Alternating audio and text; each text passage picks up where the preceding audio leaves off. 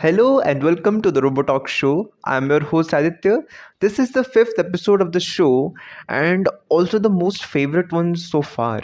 Today, we talk about AI, ML, and a lot of interesting stuff.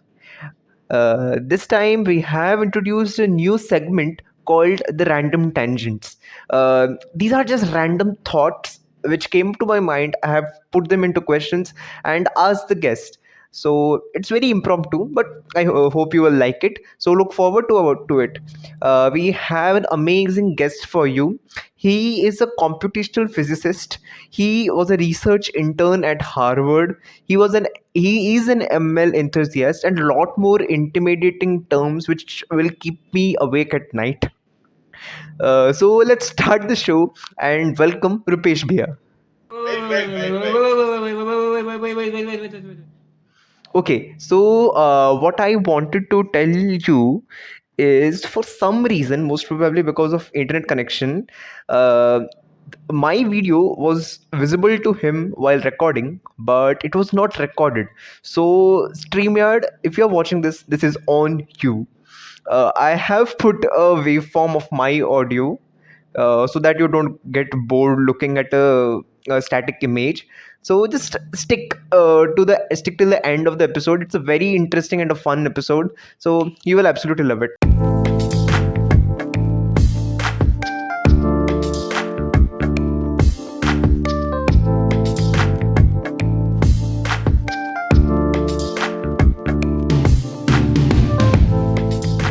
So hello, Rupesh Bhaiya. Welcome to the RoboTalk show. Hi, Aditya. Thank you so much for having me here. Yeah. So let's start from how I met you. We met through LinkedIn. Just as many of my guests in the show, we met through LinkedIn, and as soon as I saw your profile, I felt, man, I need to get him on the show. We need to I wanted to do a podcast episode which is totally based on AI and ML, so you were just the right fit for it, and I'm happy like our dates matched. You are here. So we conversed a lot on LinkedIn, and what was your impression of our initial conversation? So yeah, when I saw one of your podcasts, you sent me a link. And you are in your first year, so I was really impressed. Like you are doing things in your first year because I was also like that. When I was in my first year, I used to do stuff, try different things. I was the thing is before joining the college itself, I had a small startup related to machine learning. I'll tell you about it later. But I was really impressed by what you are doing, man, and it will take you to definitely it will take you to the places if you keep on doing stuff. Yeah. Thank you so much. Okay, so right away, let's start it then. Yeah. Yeah. Okay. In simple terms, for a layman like me, what is AI and ML in its most basic terms? Yes, definitely. So AI is a larger umbrella under which machine learning and deep learning comes, right? So, for example, if you make a big circle, there would be a smaller circle for machine learning and an even smaller circle for deep learning. Yeah.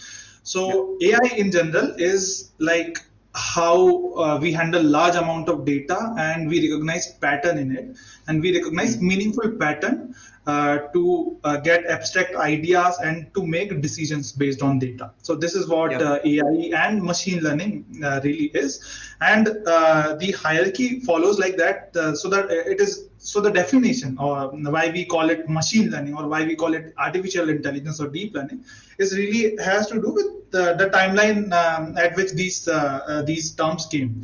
So Okay. artificial intelligence, it came around in late 60s when the amount of data was not really big and we didn't really need any complex algorithm to get a pattern in those data.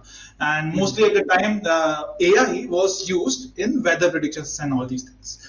But Okay. in late 80s and 90s, Yeah. we started using the statistical models and neuroscience, like concepts of neuroscience, to get an insight on those the data, so that we came up with machine learning. So, like this is Yep. the definition and difference between artificial intelligence and machine learning. Okay, all right. So AI and ML is as is being seen as a very prospective career in the recent times. And so, what's your opinion on it? Why should people take it as a field of study? Yeah, I mean, it's about the perspective of an enterprise. For example, in 2016, let's say around 57 to 60% of enterprises used technology or data-driven approach for their business. But right Yeah. now, or according to a projection in 2025, more than 97% of these enterprises, they would be Hmm. using data-driven approaches. For example, let's take a very simple example of handloom industry, right? Hmm. So Hmm. handloom industry is like 2,000 year old, 2,000. I don't know how long, 2,000 year old industry, and they have been Yeah. very conventional and very traditional way of doing business. They have a very Yeah. traditional way of doing business. But let's say in this current age and time, they want Hmm. to optimize let's say optimize their polymers or optimize the fiber or the quality of their product. They have to Yeah. use a data-driven approach. They have to rely on surveys and all these things. So they have to eventually become a tech-driven enterprise in order to flourish, right? So Hmm. that Hmm. is why anyone working in mostly any field, they should at least develop machine learning or AI as a soft skill, and that is why I believe that people should go in that should work in that area. Yeah. Okay. All right. So you are in the field of computational physics. I have Yeah. no idea what it means. Please tell me about that. Secondly, Yeah. what was your journey like? You also have studied AI and ML to some extent. So, what was Yeah. your journey like? How did it all start? Yes, man. So before even joining a college, before joining the college, I took a 2 year break, not a drop, but a break, to do something which I was good at physics, and I used to attend. I attended the physics Olympiad. I went to the National Physics Olympiads and computational. Programming Olympiads, and all these things. So I had an information about how machine learning works and how we can deploy it in different use cases. So before joining the college, 1 year before joining college, I used to live in Bhopal, and I had a startup where we used to provide end-to-end solution to the cafes. So Okay. during that time, in Bhopal and in two tier two cities, there was a boom of cafe culture in 2016 or 16 or something. So what Okay. we did is we used to provide end-to-end solutions to the cafes, which means Uh-huh. that they don't have to go to the vendors and furniture people who sold furniture to create the ambience Hmm. of their cafes. We used to Hmm. provide it, and the second part of the our startup was we used to create density maps for to find the optimum location of the cafe. For example, we took an area of Bhopal called as MP Nagar, and we used to create these note points. These note Yeah. points were basically coaching institutes and hostels, Hmm. and we used to do a ground survey of number of people or the population schematic based Yeah. on the dynamic demographics. We used to create hotspots where these cafes should open so that they would flourish and they would be benefited in their business depending upon the dynamic study of demographics, right? So Yep. that's Yep. what I used to do. It was very rudimentary algorithm. I was also very new to it, so that's what I Hmm. used to do. But I also used to love physics, right? I went to physics Olympiad in 2015, so I wanted to pursue physics. So I came here in IIT, at NIT Rourkela. I took integrated MSc in physics. So it's been Hmm. like 5 years, and well, computational physics is like an amalgamation of computational approach and Hmm. the concepts of physics that we use. The primary approach is using simulations to get an insight about a physical system, and that is how I really went into computational physics. As an intern with Professor Mayat, I worked at IT1. In my second year onwards, I worked as an intern at ISRO during the last phase of Chandrayaan 2 mission, and I was again called by them for a winter intern. Then followed by that, I used to work on projects related to machine learning and computational physics. And then I got an internship at Harvard to work at the Department of Molecular Biology. I worked with computational simulation Yeah. of biomolecules and polymers. And Yeah. yeah, so like this is how I really went. I studied the computational physics on my own and like went into some projects. Okay, okay, that's amazing. So, Nick, I'm a novice at it. I really want to pursue this field of AI and ML. So how should a novice like me should have on his tick list, like on a to-do list? What should he have? Yeah, I would prefer a very conventional approach. The way I started. So the first thing which I the most famous course, and start working on projects to get hands-on experience with them. And my like the best approach is project like hands-on experience. When you get hands-on experience, when you work on a project, you Hmm. learn better instead of taking a course and then writing down stuff and taking tests. Yeah. So pick up few projects, reach out to people who work in this area, go to them and ask them that if they have any problem statement that they are working on, is there Hmm. something that you can contribute to. So meanwhile that process, like while that process, you would learn Hmm. a lot of technical stuff related to this, and Okay. eventually you would learn it. So this is how you might probably enter in this field. Okay, okay, all right. I was reading some blogs regarding deep learning and machine learning. I'm pretty interested on this subject, so I read some things on the net, and I got a Mhm. bit confused between the difference between machine learning and deep learning. So, can you Yeah. elaborate what's the difference between them? Yeah, to understand the difference between machine learning and deep learning, you need to understand how machine learning came from AI and how deep learning came from machine learning. So, as I Okay. told you, in late 80s to late 60s, AI came, and it used to people used AI to get an information regarding pattern recognition, like in case of weather prediction and all these things. Mm-hmm. When machine learning came, the machine basically AI inherited the models from probability theory and statistical from statistics, and Mm-hmm. it led to the existence of machine learning. Right. For example, Okay. statisticians, they wanted to know how we can efficiently train a large a complex model. People from computer science and AI, they wanted to know how to train a more robust version of AI system. And the Mm-hmm. people working in neuroscience, they wanted to know that how we can design operational model of a brain, right? So this is Okay. how machine learning came, and machine Hmm. learning is a subset of AI, right? And it Hmm. is uses techniques from statistical models, Hmm. which enables a machine to improve the like experience and efficiency.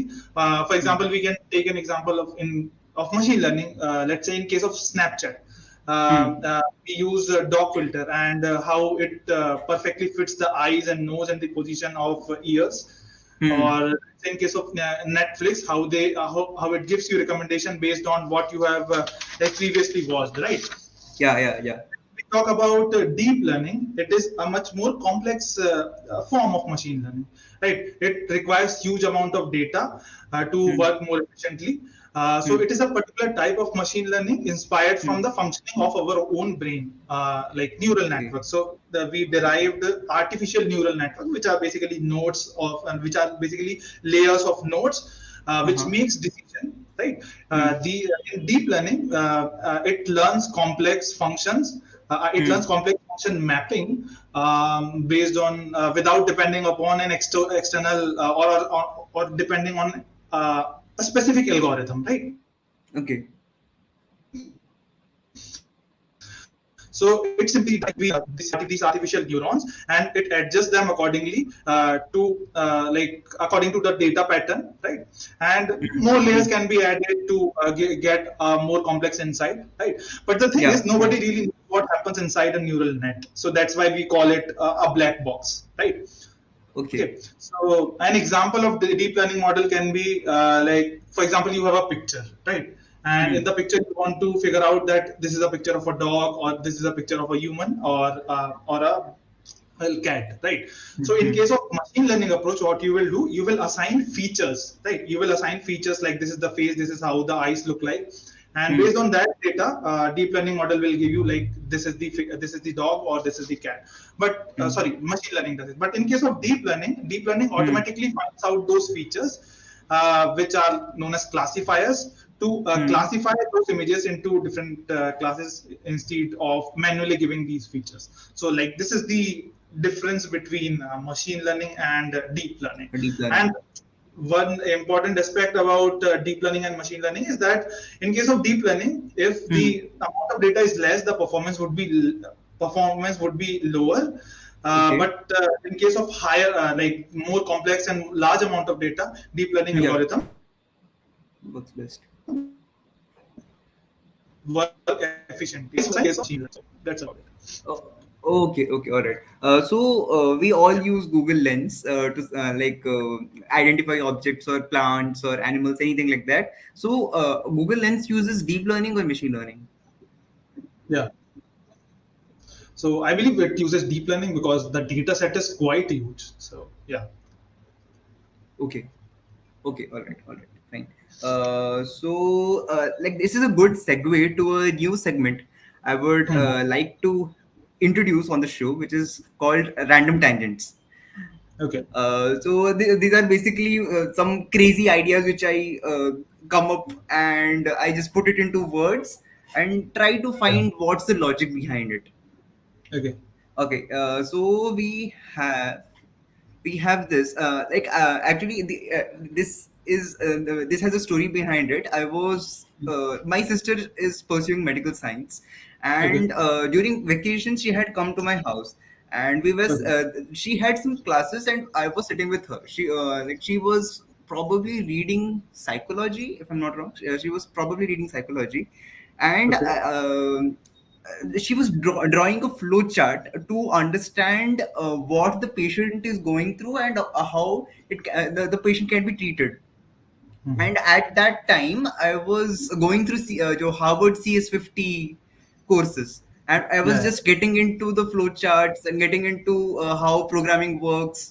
So I saw Yeah. a similarity between it's so close, like how a doctor treats a patient and how Yeah. actually a program is being written.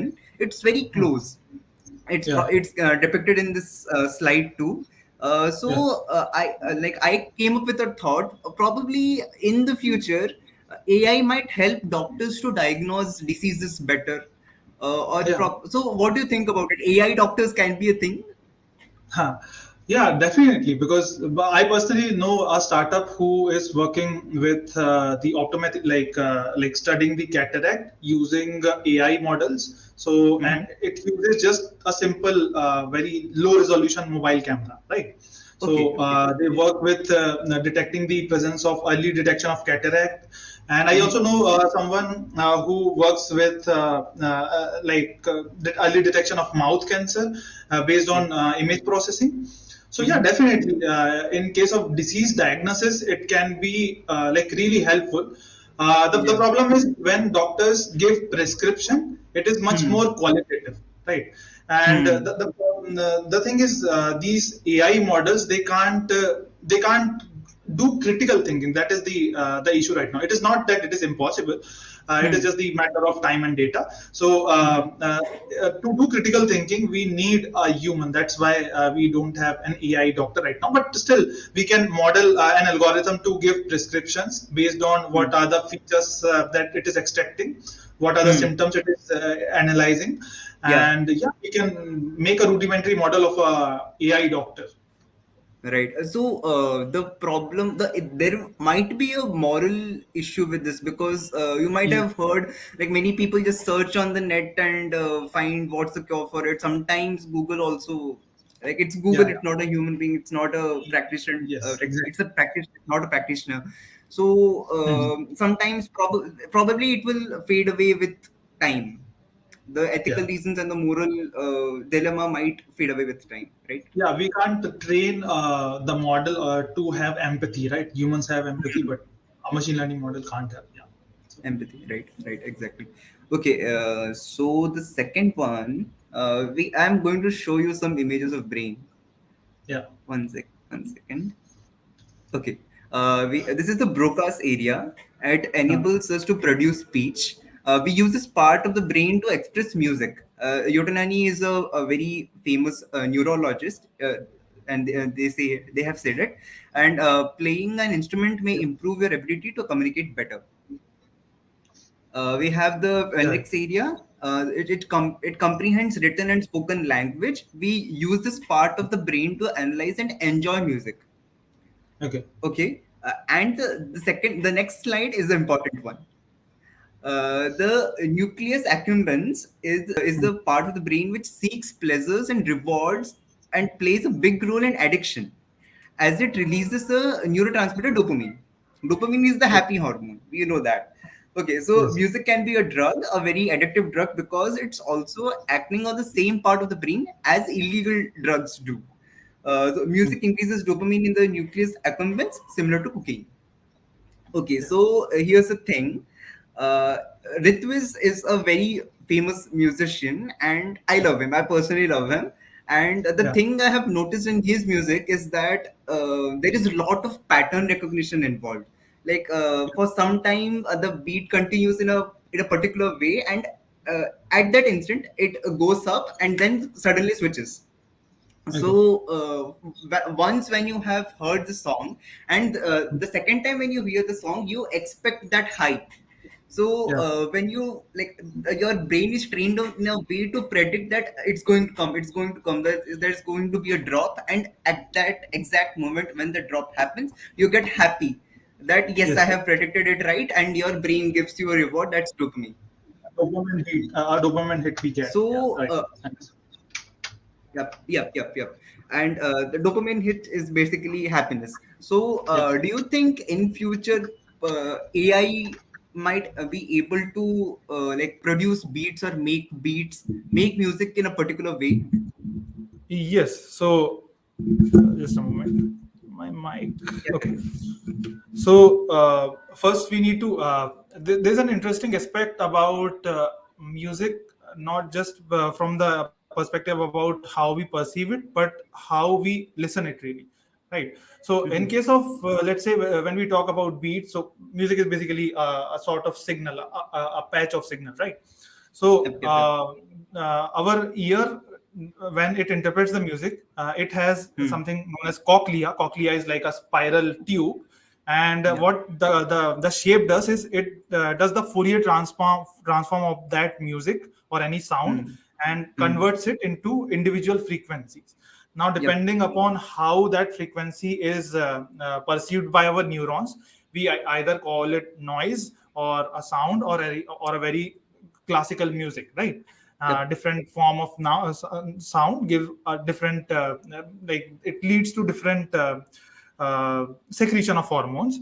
Let's say Yep. in case of dopamine, I believe that if we train a model, if we train our model based on what kind of hormones it is able to produce, or Hmm. amount of hormone it is producing in our brains, it can Hmm. definitely produce music which would be much more soothing to us, which would be Hmm. able to create a quality music, right? Hmm. And it is Hmm. not just in case of music, right? AI, like, when we talk about metaverse, right? And I Hmm. perceive metaverse as the 4D immersion of both audio and visual stimulus, right? So Okay. metaverse has that capability of artificial dopamine synthesis. If we get over the latency issues and rendering issues, and if we produce a photorealistic and audio realistic world, we Hmm. can actually produce signals and noise and music which is really soothing to us, which Yeah. uh, focuses particular part of our brain, and Hmm. it produces a good and Yeah. when we combine metaverse, like when we combine the visual experience with the audio and the neural experience, we Hmm. can produce a photorealistic and audio realistic world in itself, and we can literally like invoke emotions the way we want. Like when you use social media, you have a secretion of serotonin and all these hormones. So when we Hmm. Hmm. Hmm. like connect it with the brain implants, we can probably invoke emotions which are not even possible at the state of our experience, right? In a normal case. So that's what I really see metaverse, and what it is capable of doing. Okay, all right. You used a term, photorealistic and something Audio. photorealistic. Yeah, what's that about? Can you explain that? So yeah, let's say you are watching. You have heard, you might have heard of this term that we are living in a metaverse already. So Hmm. so it means that what you are seeing. Let's say So let's say I have a bottle in my hand. I'm seeing the things in real world, right? When I'll Yeah. see the same thing in metaverse, or in I'm wearing an Oculus and VR setup, and I'm viewing this. Yeah. It is not that photorealistic. Like in some way I know that it is not real because it is not giving the feeling, and that Hmm. feeling is the feeling of touch and the way things look like, and the Hmm. way sound is perceived, right? So Yeah. that is the meaning of photorealistic and photorealistic and audio realistic image. So really, Hmm. recently, uh, that Russian guy Lex Friedman had a Okay. conversation with the co-founder, with the founder of Facebook. So they were Zuckerberg. discussing how Facebook or the metaverse is really working on technology which would improve the latency issues and rendering quality, so that a more photorealistic view could be provided, right? So that is the meaning of photorealistic and audio realistic. Oh, okay, okay, all right. Um, Hmm. Okay. So recently there was a lot of buzz regarding the possibility of increase in unemployment due to AI and ML. Yeah. I have asked this thing to almost every guest on the show, and Yes. I want to gain perspective from a lot of people. Yeah. So like it's a jackpot for the employer, but it's a kind of bad news for the employees. So Hmm. what's your opinion on this? Yeah, so we can't get over the fact that we always have to upskill ourselves according to the industrial need. Hmm. But talking about AI taking over humans, or I have heard conversations where people say that it would make us 50% of humans than what we are, which would decrease our efficiency, which would make us more lazy, and it would take our jobs. I don't Yeah. think of it in that way. I think of it in opposite way. It won't make us 50% of humans. It would make us 150% of humans. So it would increase our capability. For example, there is a company, a consultancy company, or an analytic company, which gives the statistical data of any client, and it gives perspective about the data to a client, Hmm. right? Hmm. So it hired a few data analysts to do that job, and Hmm. let's say I develop an algorithm for giving the perspective in a much better quality. Okay, so that won't mean that that the employee would lose the job. The employee has to upskill himself Hmm. in order to be a better interpreter of that technology, in order to handle the technology. So always we always need someone to handle the technology, and handling the technology requires critical thinking, which is not possible by an artificial intelligence at this moment of time. So my answer is, like, I don't believe it would take our jobs. Hmm. It would effectively it would force us to become much better and upskill ourselves to handle the advanced technology. Yeah, does that Hmm. answer your question? Okay, okay, okay. Got it. So there is a pretty conflicted questions in the question, probably a problem statement in the AI world, which Yeah. is called the trolley problem. Huh. So you might be like accustomed to it. The trolley problem is a trolley is on track to kill five people, Hmm. and there is a moral agent which is responsible to pull the lever. Yeah. If you pull the lever, the tram changes the track, and only one person gets killed. Yeah. So do they pull the lever? Okay. I have seen some case studies in which they have put some different combinations of things. Like for example, on the there is a person on the other track. They have tried to put a cat or a dog in that place, and they have taken the data from the people. Like Okay. if what would they choose? Five people over a cat, five people over a dog, any one of those. So at the end of the day, when they compile the data and they put them in a program, Hmm. it showed very surprising results. So Okay. in one of the tests, it showed the moral agent preferred a dog over five people. In other, there was a London short hair cat. it is a breed of a cat. So a London Shorthair cat was preferred superior to five people. Yeah. So Yes. what do you think of this problem? Yeah, yeah, definitely. It's a really good question, I believe. So, first, we need to understand what the concept of morality really is. So, Hmm.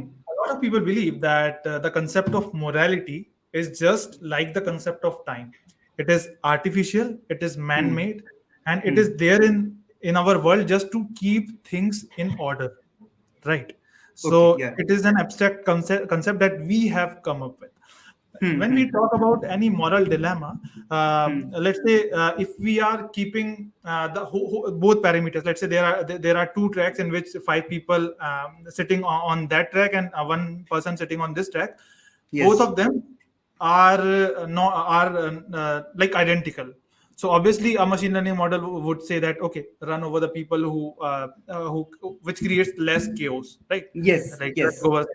But if we make a qualitative interpretation of these four people, let's say we take the entire bio data of these people, we take an analysis of the history of these people, what they have done Hmm. in their life, and qualitatively understanding these people's life, it might happen that these four people sitting on the other side and the one person sitting on one side of the track, it is possible that going through those four people would create less chaos than going through a single person, right? Yes. So it is Yes. just about minimizing the conflict, but Yes. it is also not just to kill someone, because we don't have the right to we don't have the right to produce a human being. Like we can't voluntarily do that. That is Hmm. why we can't Hmm. voluntarily kill someone, right? Right. Let's say Right. so that is like a moral dilemma. Let's say we introduce a cat in this picture. Let's Hmm. say Hmm. there's Hmm. a cat on one side and people on the other side. Now Yes. if when we think about it in terms of morality, we will Hmm. again use our own deep learning model to understand which is the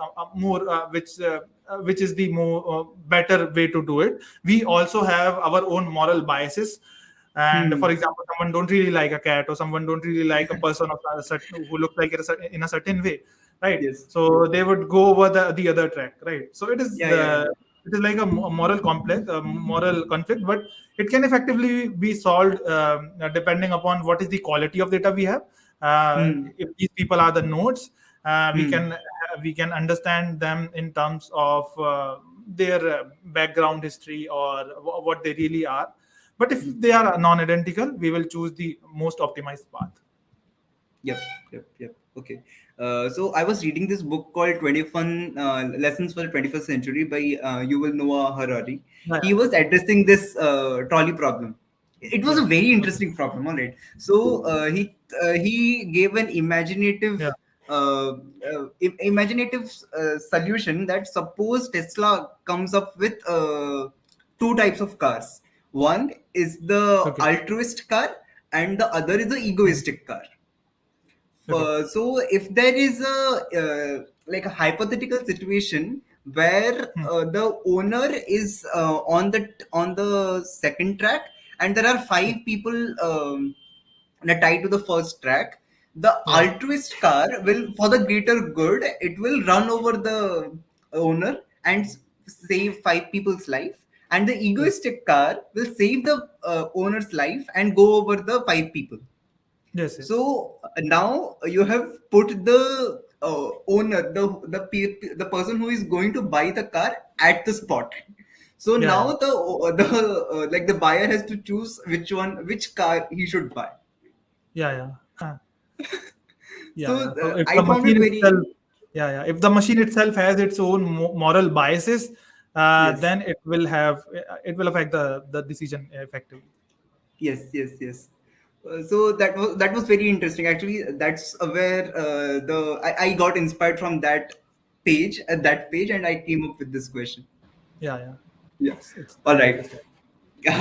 So I guess we have come to the end of the episode.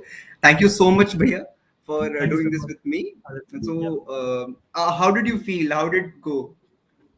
It was really good. I mean, I felt really good about it. And if I have a final sort of message for you, Yeah. I, it would be how I uh, how I perceive about being rescued. So this would be something that you would face a lot in next 4 years or so. So there is a certain form of procrastination which Hmm. involves a need to be rescued. People think that someone will come and rescue them, but the truth is Hmm. nobody's coming for you. You need to be your own hero, right? Yes. And you at the point you at some point you will understand that why do we always need an example to know that we are doing it right, when we can Hmm. set an example. So yeah, do thing, explore stuff, and set an example for yourself. So yeah, that's it. Yeah. Okay. Thank you so much, Bhaiya. I Thank had you, a Rupesh. really great time. We can do a part two of this. Like we Yeah, yeah. can, of course. All right. Thank you so much. Thank you so much.